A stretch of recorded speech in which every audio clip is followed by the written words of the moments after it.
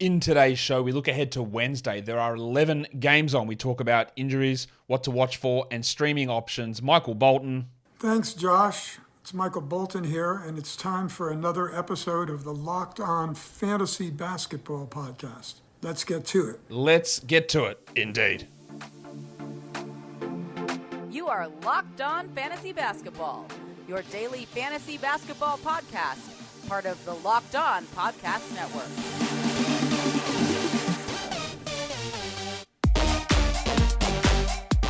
Hello and welcome to the Locked On Fantasy Basketball Podcast, brought to you by Basketball Monster. My name is Josh Lloyd and I am the lead fantasy analyst at basketballmonster.com.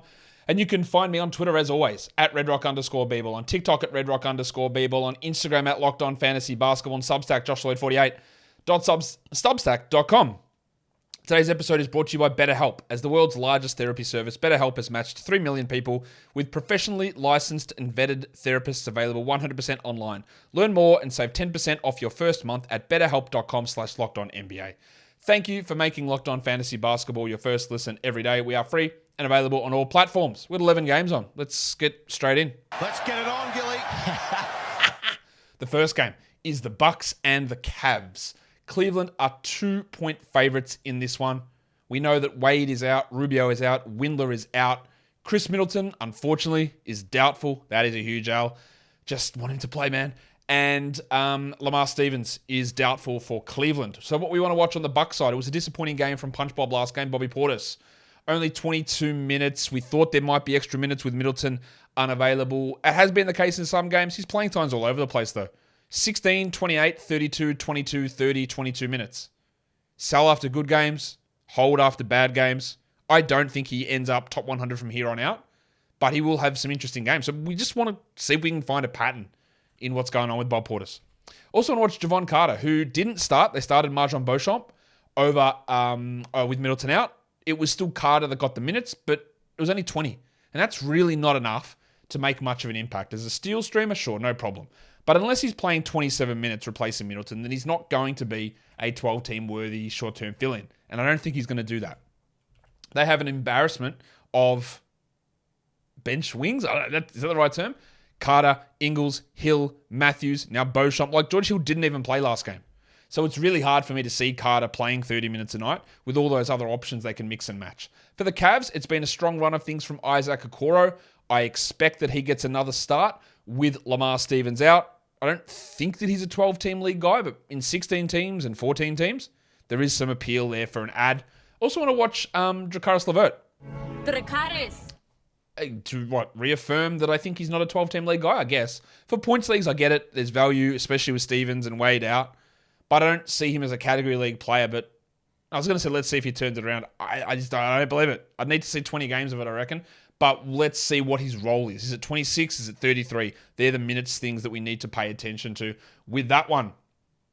The Pistons and the Sixers. Detroit's on a back-to-back. The Sixers are 10-point favorites. For Detroit, at this point, we know that Isaiah Livers is out, and that's it. That's the only injury for them. Of course, not including Cade Cunningham. While for the Sixers, Tangles Maxey will be out, and Furkan Korkmaz is questionable. What we want to watch for in Detroit, or what I want to watch for on Detroit, is Isaiah Stewart. Is that you, Mr. Stewart? Well, who the hell else do you think it'd be? Get in here, you pair of flaming galahs.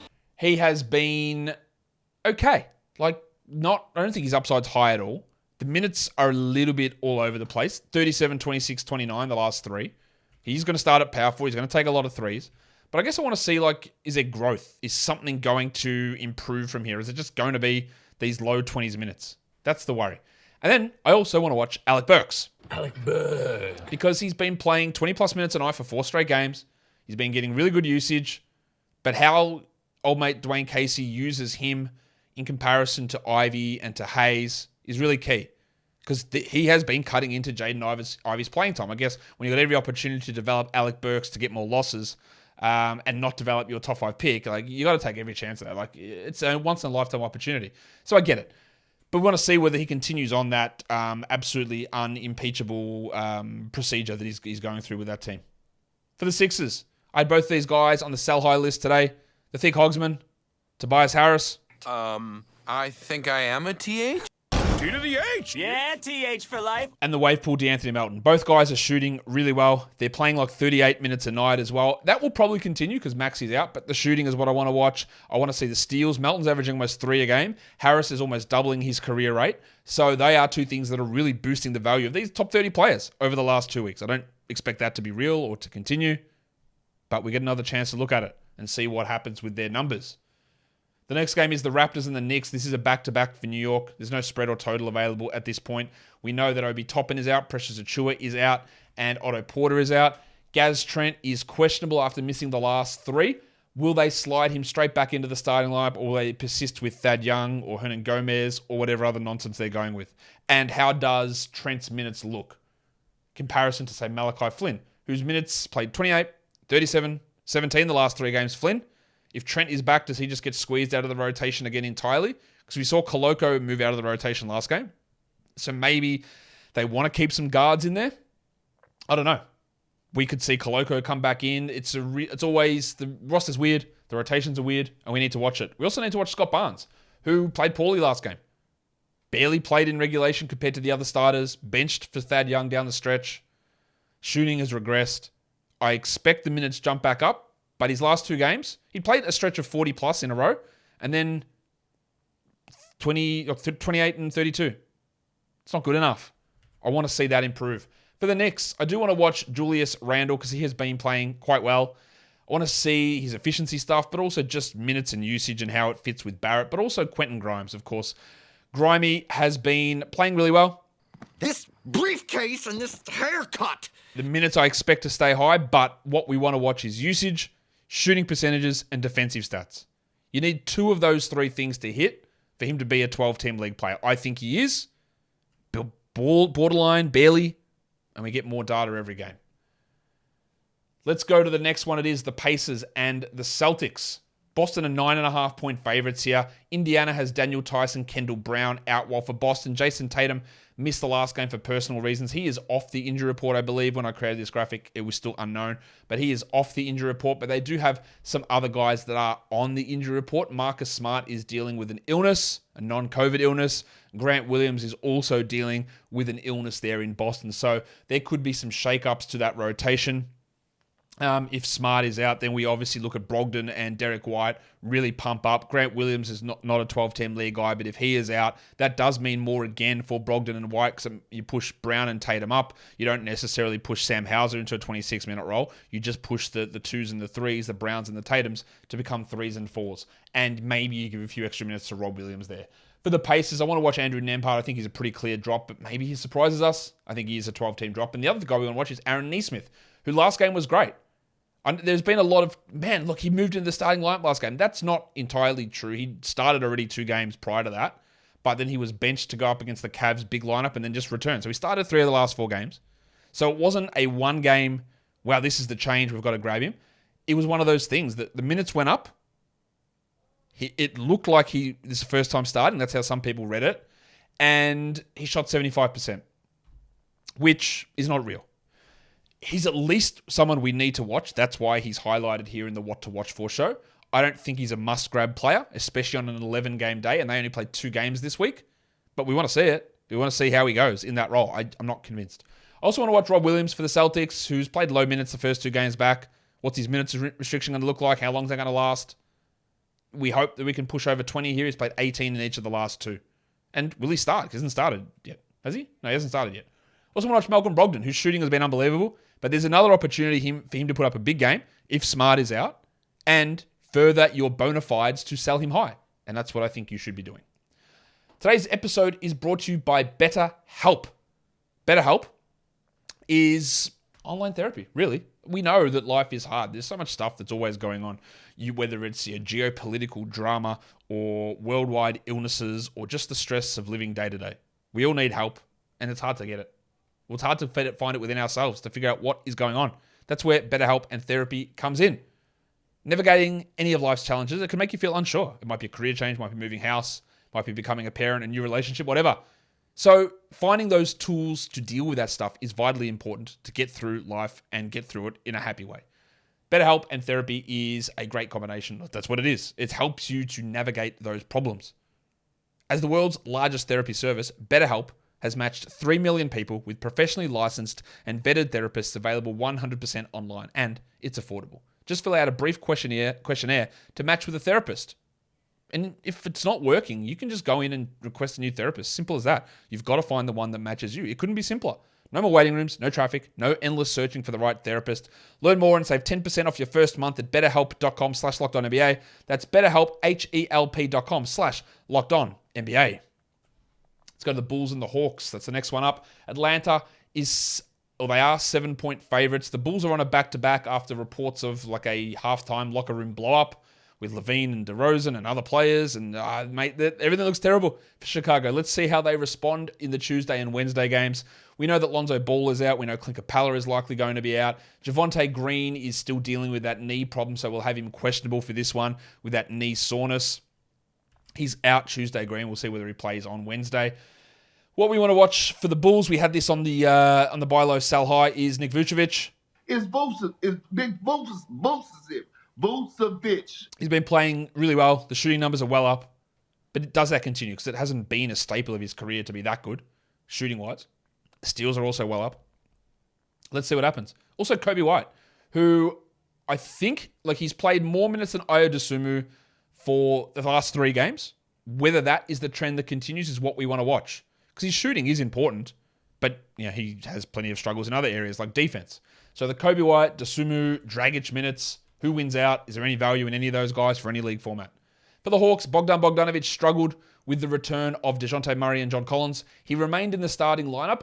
I don't know whether they go with that again and keep Bogdanovic in that group or they start Okongwu. So that's what we want to watch. We want to watch Bogdanovic and his minutes and his usage, which was really down last game. Or we want to watch Okongwu, who played off the bench but still played starters minutes, likely because John Collins was in foul trouble. Now, we didn't really see Collins and Okongwu play together in that game. Collins was exclusively a center. Is that the direction Nate McMillan wants to go? I still am hedging my bets on Okongwu as maybe a soft hold, but if we see that again, where Okongwu doesn't get any minutes next to Collins, then it's really hard to consider him a hold. But we need to watch it, don't we? Warriors Nets, back-to-back for Golden State. Wiggins is out, Curry's out, Clay will be out. JaMychal Green is likely out. He's out for COVID protocols for Tuesday. I highly doubt that he is ready to go and available for this next game. While Dante DiVincenzo is dealing with an illness, he's not listed in COVID protocols, so he should be okay to play, but I don't know. Well, actually, not that he should be okay to play. I'm not ruling him out like I am with JaMychal Green. For the Warriors, with all those guys out, John Kuminga, who was on the injury report, but he's dealing with knee soreness, he will be someone to watch. Do they give him a big opportunity? Does he play? Is it the game where they just say, all right, Dante's sick, Steph's out, Clay's out, Wiggins is out, Draymond, you sit down, and Kuminga plays 30? That could be a real opportunity there. It could also be one for Moses Moody. When you look at Moses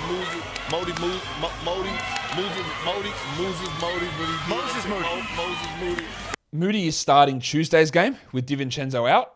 So you would have to think with Clay unlikely to play on Wednesday that Moody will get another opportunity. And there might be some level of stream value there for him. For Brooklyn, I want to watch Yuta Watanabe because he's getting minutes ahead of Joe Harris, Seth Curry, TJ Warren. Because he's shooting really well. Last game he didn't, but he still got the minutes.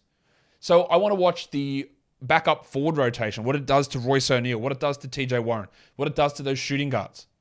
Yuta's not a 12-team league guy, but since he returned, 21, 21, 26 minutes in the 4 games since he returned. That's huge. While O'Neal played only 32 in each of those games, or in the last 2 games. So we want to watch that impact there. Also want to watch Ben Simmons, who, is underwhelming, I guess. Only 25 minutes last game after playing 32 the game before that. What's his playing time look like? Is he going to be someone who fluctuates like that? That's troubling. The next game we look at is the Mavs and the Wolves, a replay of a game from 2 days ago. I think it was 2 days ago. We know that Towns is out, Josh Green is out, but Dorian Finney-Smith has been ruled out for Dallas with that groin issue that he suffered last game. We thought he'd missed some time. And then there's a bunch of ones that we don't know about yet. Tim Hardaway is off the injury report for Dallas, but Dwight Powell is questionable. And then in Minnesota, it's the big ones because Rudy Gobert is still questionable. Kyle Anderson is questionable, but Prince and McLaughlin have been ruled out. So there are opportunities here for Naz Reid. And of course, if Anderson misses, amazingly, it is going to be Austin Rivers again. For the Mavs, will Christian Wood start irrespective of Powell's status? Or will they start Wood and Powell together with Finney-Smith out? I think we'll see Wood's minutes push up regardless. Or could we see 20 minutes of Davis Bertans? He had 18 points, all from threes last game. He offers nothing else. He did get a block out of nowhere. But as a points and threes streamer for deeper formats, Bertans might be forced into a larger role. For the Wolves, it is watching Naz Reid whether Gobert plays or not. What's his role and production look like if Gobert plays? He is a hold until we figure out what's going on. But otherwise, big numbers. The other thing I want to watch with Goose is... That's Anthony Edwards. Wrong button again. I want to see that he is playing point guard again because his assists are well up. Is he going to be the guy driving this offense? Because that's been really good. It's been great for his value. It's been great for the team. Is this something that continues? Because if it is, we need to readdress our assessments on Anthony Edwards. So that is absolutely key as to how we value him moving forward. I think. Blazers Thunder is the next game. We saw this one a couple of days ago as well. Yesterday, I think it was. Blazers are 4-point favorites.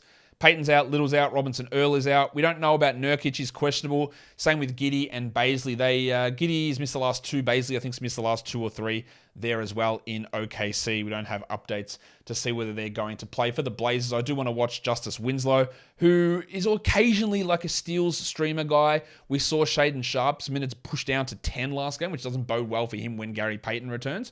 But Winslow getting 20 plus a night most nights, it's solid enough, and it is useful for those deeper formats. I also want to watch Josh the Hitman Hart, who we saw him getting like 36, 37 minutes early in the season, has pushed back to like 32, 33. That is enough to still hold him, but we want to see his usage at least stabilize somewhat and not drop down to some of the early bad levels it was at. For the Thunder, Aaron Wiggins has been a really key piece for them.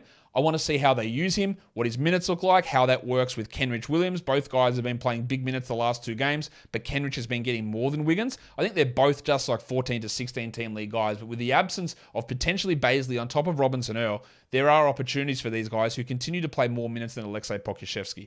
And it's really hard for me to suggest Poku as a 12-team league guy. I just really can't do it, considering how up and down and poor his recent form has been.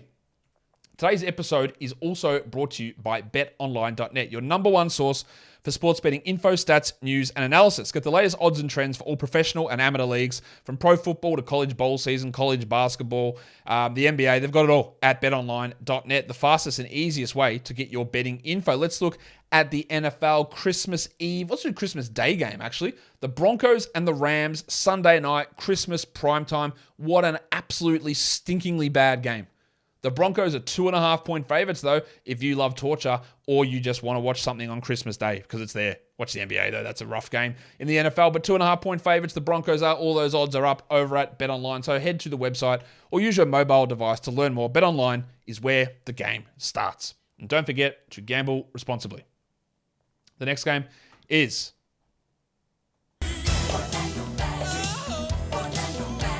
They're going to avenge that loss against the Hawks, against the Rockets here in Houston. The Magic are 3-point favorites. Wendell Carter's out. Isaac's out. Suggs is out. Harris is out. Chuma Okeke is out for at least a month. That knee must be rooted. That is not good news at all. Wild thing, Jayshawn Tate is out. While Franz Wagner hurt his ankle in the final second of that game against the Hawks, and he is listed as questionable. So what I want to watch is Markelle Fultz, who's been great, awesome lately. Again, I just had no idea what they would do with that situation at point guard, and now I feel more confident. I think they will go to Fultz and Suggs as their starting backcourt when Suggs returns eventually, but I feel really confident now that Fultz is going to be that guy, and I wasn't before. I just didn't know what they were going to do, and I pretty clearly said that multiple times, that I just wasn't aware, I had no confidence in predicting what they do. Fultz could easily shit the bed here, and Anthony has a big game, but I really don't see it. I don't want to watch Bol, whose minutes and production have been well down, but if Franz Wagner is out, that does give Bol an opportunity to put up better numbers. He hasn't hit over 20 minutes in 3 straight games. In fact, he's been under 25 for 4 of his last 5 games. I don't expect it to get better when players return, but it could actually have a little bit of a boost here if Franz does miss. Watch that. For the Rockets, I do want to watch Daishen Nix for dynasty people and for deeper leagues. He did take those minutes over Ty Washington. Baffling, but that's fine. He got a lot of minutes in that game, 24 of them last game, with Garrison Matthews out as well. So is there any value in streaming Nix? I don't believe so, but let's see how he gets utilized. I also want to watch Jalen Green, who I don't know, man. Like sometimes it's really good. 25 points, 6 assists, 2 steals. That's great. And then it's like 18 points on 24% shooting with nothing else. 1 rebound, 1 assist. You go, hey, what's going on? There's no consistency. He's lost consistency from last season towards the end of the year. Like it's not there anymore. I don't know what to feel with this guy. I know some people are interested in dropping him in 12-team leagues. I wouldn't do that. But I do get why you would feel that way. Lakers-Kings. Next game. The Lakers are 6.5-point underdogs here. Davis is out, and then the guys like LeBron and Westbrook. Price of the brick going up. I expect them to play. Austin Reeves, I'm not sure about. I do think he will play after missing the last one with that ankle injury. For the Kings, the only guy we need to look at there is the pencil Harrison Barnes. Barnesy. He had to leave last game with a quad issue, so there could be an opportunity opening up there. For the Lakers, I want to watch Dennis Schroeder. I think he's a soft 12-team ad. I also want to watch Lonnie Walker, who I don't believe is as prioritized as Schroeder is. Hello. Look, they both can be inefficient chuckers, but the difference is Schroeder gets assists and Walker doesn't. So that's why I'd prioritize Schroeder in this situation where Davis is out. But we want to watch to see how that dynamic goes, what the minutes look like. For the Kings, I want to watch Keegan Murray. There is an opportunity, if Barnes misses, for him to step it up. But I also want to watch who replaces Barnes. Is it Lyles? Is it Monk? Is it Terrence Davis? If we hear that Terrence Davis is going to start, he's probably worth a stream in that situation. But that'd be it. I wouldn't be loving his ad because we saw last time when Keegan Murray went down, he started and didn't really do much in that game. So I wouldn't get too excited. HornetsClippers. Bunch of injuries to watch out for here. Cody Martin is out for the Hornets. But Paul George, Ivica Zubac, Reggie Jackson are all questionable for the Clippers. Norman Powell is doubtful, while Terry Rozier missed last game for Charlotte, so we'll list him as questionable here too. I want to watch Gordon Hayward, who played big minutes in a back-to-back, 37 and 35 on the Sunday, Monday, so we don't have back-to-back fears there. Obviously, we're always worried about him getting hurt, but we're not worried about a random rest coming up. And then I also want to watch Big Dick Nick Richards, who's played 20-plus minutes in the last 3 games. Most of that is Plumlee foul trouble, or there was a Plumlee locker room trip in one of those games. Locker room trip, fouls. So that has artificially, well, not even artificially, it's just inflated Richards' value. I want to see if Plumlee's not in foul trouble and doesn't go to the locker room, how does Clifford use them? Because if we still get 24-24 split without any of those factors, then Richards is a go as a 12-team league guy. I'm just not sure what's there. For the Clippers, I want to watch Nico Batum, who has been good most games, and then he throws up a 10-minute stinker. He's at least a 14-team league option, and I do want to watch the fun guy, Kawhi Leonard, who is playing much better. Let's see how he pushes towards, he played 32 minutes last game, how he pushes towards his top 50 potential ceiling. And I just want to watch to see that he looks back. I think he does. We'll see. Let's go to streaming. Category leagues for Wednesday with 11 games on. You might be able to stream, you might not. Guys I like that are available in over 50% of leagues. Onyeka Okongwu, yes, there's some iffiness there. Mo Wagner I like. Quentin Grimes I like. Quickly's a bit iffy. Royce O'Neal, he's been really poor, but there is something there with him. Malik Monk with the potential of Barnes out, that helps. Alec Burks, high usage player. And then Pat Williams if you're looking for some defensive stats. But it's not a great streaming crop. For deeper leagues, these guys are all available in 90%. Nico Batum, just talked about him. Terrence Davis with real appeal if Barnes is out. Eric Gordon, Yuta Watanabe, Thad Young, Aaron Wiggins, Justice Winslow, and Isaiah Joe. Some very interesting appeal for like 16-team leagues, at least some of those 14-team league guys. And if we're looking to stream in points leagues, these guys are all available in at least 40% of leagues. Markel Fultz, got to be rostered everywhere. Tom Bryant, got to be rostered everywhere. Lou Dort should be rostered in all points leagues as well. Then you go to Okongwu, Quickly, Mo Wagner, Alec Burks, and Karis LeVert. Some really, really good value stream guys in a points league for Wednesday. If you look at the next 5 days for chunks, well, it's a weird one because over the next 5 days, Wednesday, Thursday, Friday, Saturday, Sunday, not one team has more than one quality game. So there's no advantage for these guys. There's no like, we'll grab this guy because he's got the schedule advantage. It doesn't work for the low volume days. You've only got 3 or 2 low volume days, Christmas Day and Thursday, and no one plays both of those days. So there's no advantage in this. But what we need to look at is the next 5 days in general. Who is a good ad? Tom Bryant, 3 games over the next 5 nights. He's startable on all those days. Markel Fultz, 2 games over the next 5 nights, but he's startable on all of those days. And then you got Onyeka Okongwu, who's borderline startable, I think, depending on how they run the Collins thing. Then there's these other guys who have 3 games over the next 5 nights. So if you're looking to minimize waiver ads, these guys are useful. Quentin Grimes and Emmanuel Quickly and Isaiah Hartenstein for the Knicks. 3 games in the next 5. Dennis Schroeder with 3 games for the Lakers in the next 5 nights, and Grayson Allen with 3 games in the next 5 nights for the Bucks. And that will do it for me today, guys. Don't forget to follow this podcast on Apple Podcasts, Google Podcasts, Stitcher, Spotify, and on the Odyssey app. And while you're here on YouTube, thumb it up and leave those comments down below. Guys, we are done here. Thank you so much for listening, everyone. See ya.